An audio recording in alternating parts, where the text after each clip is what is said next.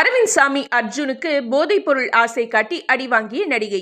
போதைப்பொருள் வழக்குல ஸ்ரீகாந்த், கிருஷ்ணா 2 பேரும் ஆல்ரெடி கம்பி என்ற நிலையில நேத்து மேலும் 2 பேர் கைது செய்யப்பட்டு இருக்காங்க.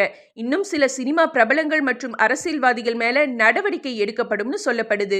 இப்படிப்பட்ட நிலையில நடிகர்கள் அரவிந்த் சாமி மற்றும் அர்ஜுனுக்கு போதைப்பொருள் கொடுத்து அவங்கள அடிமையாக்க ஒரு நடிகை முயற்சி செய்ததா போட்டு உடைச்சிருக்காங்க பாடகி சுசித்ரா.